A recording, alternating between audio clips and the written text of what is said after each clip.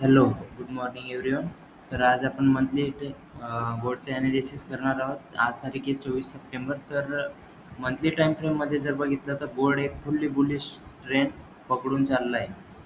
जर विकलीमध्ये बघितलं आपण तर विकलीमध्ये आपल्याला बुल रिट्रेस हे हाय स्ट्रक्चर बघायला भेटतं आहे. मार्केटने कुठलाच लो अजून ब्रेक केलेला नाही आहे आणि वरती पूर्ण रेंज क्लीन आहे आणि खाली पण पूर्ण रेंज क्लीन आहे. आता येणार पुढच्या मंथमध्ये एन-एफ-पी तर एन-एफ-पीसाठी मार्केट या झोनमध्ये एक मॅनिप्युलेट करणार आणि मॅनिप्युलेट असं करणार की बाय साईडलाही जाण्याचं असेल तर सेल साईडला मॅनिप्युलेट करणार, सेल साईडला जायचं असेल तर बाय साईडला मॅनिप्युलेट करणार. तर मार्केटने बघा विकलीप्रमाणे एक कन्सेप्ट लागलेला आहे आपला बुल डबल डोजीचा कन्सेप्ट एक बुल हा एक कन्सेप्ट लागलेला आहे इथं. डेली टाईम फ्रेममध्ये जर बघितलं तर डेली टाईम फ्रेम ही फुल्ली बघा आता बुल रिट्रेस हाय फॉर्मेशन प्रमाणेच चालू आहे. ठीक आहे, हे बघा हाय तर याच हायरायच्या कन्सेप्टवर आपण एक एंट्री घेतलेली होती. ती आपली सध्या रनिंग चालू आहे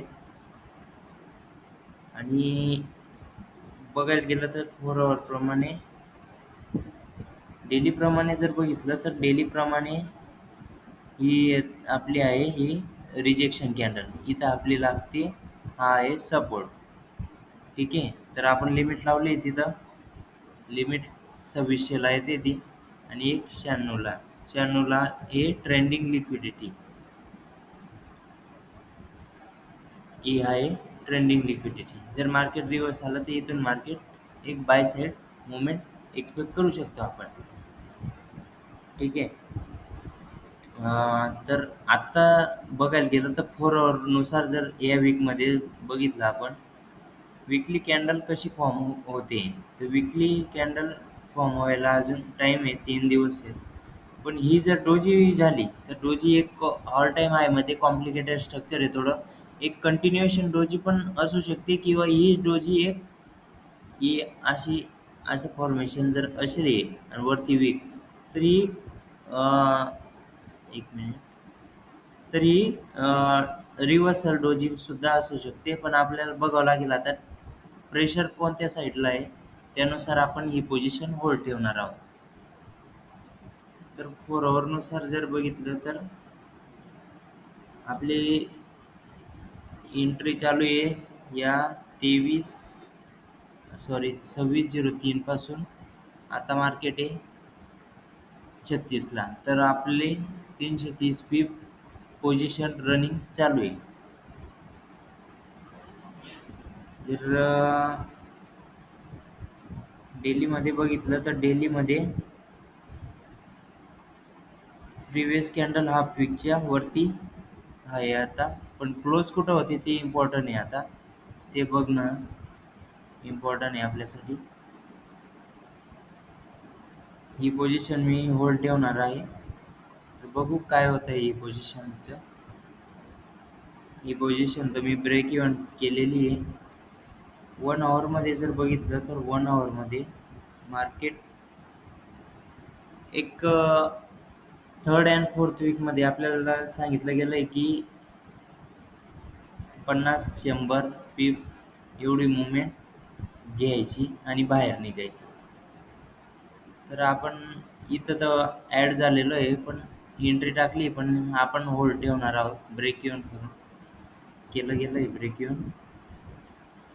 1 आवर टाईम फ्रेमनुसार जर बघितलं तर मार्केट मॅनिप्युलेट तर करतंय आणि एक स्ट्रक्चर बनवतंय बाय साईडला जाण्याचं आणि ते स्ट्रक्चर बघा खालून लिक्विडिटी घेतलेली आहे म्हणून ते स्ट्रक्चर एक बनतंय.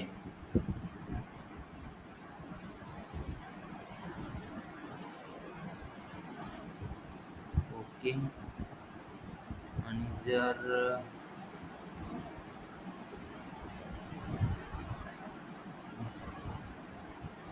ओके जर आपल्या झोनमध्ये येत असेल तर आपण बघू इथं काय मुवमेंट येते. इथं ठीक आहे. एक सायकोलॉजिकल नंबर आहे 2650, 2660, 2680, 2700. आता न्यूज वगैरे इलेक्शनचा चालू होणार आहेत मग तिकडं US मार्केटमध्ये, तर आपण बघू काय मुवमेंट होऊ शकते इथं आपल्या इथं.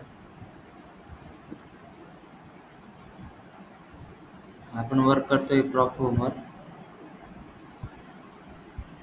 बुल रिट्रेस हायर आहे फॉर्मेशन आहे.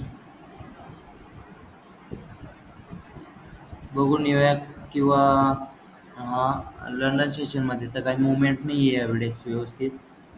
थर्ड अँड फोर्थ वीक आहे म्हणून 50-100 पिपची आत मुवमेंट असते. पण न्यूयॉर्क सेशनमध्ये आपल्याला मुवमेंट खाली अजून जर लिक्विडिटी घेऊन वीक वगैरे तयार करून जर क्लोजिंग वरती देत असेल तर आपण एक ही पोझिशन होल्ड ठेवणार आहोत अजून. ठीक आहे. तर तसं मी अपडेट करेल तुम्हाला आणखी इंस्टाला वगैरे. तर इंस्टाला फॉलो करा. आणि काय म्हणजे माझी पण काही गलती असेल ते पण सांगत चला कमेंटमध्ये, किंवा तुम्हाला काय वाटतंय ते पण सांगत जा. व्हिडिओ कसा आहे, रील्स कशी आहे. ठीक आहे. थँक्यू.